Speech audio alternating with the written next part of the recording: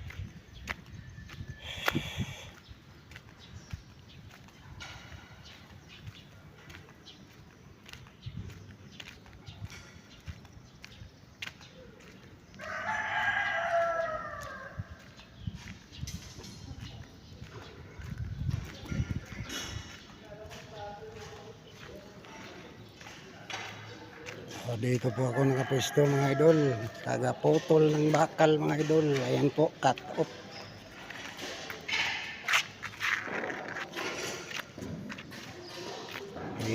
Si Eric naman, si Eric Villar ang fabricator dito mga idol. Tingnan mo mga idol, magaling yan na fabricator, galing pa ng Japan yan. Agoy, Japan. Yan.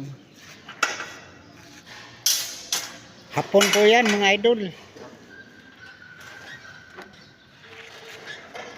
Ang taga-fabricate mga idol. Thank you for watching mga idol. Baka maka-copyright pa tayo. And God bless sa ating lahat mga idol.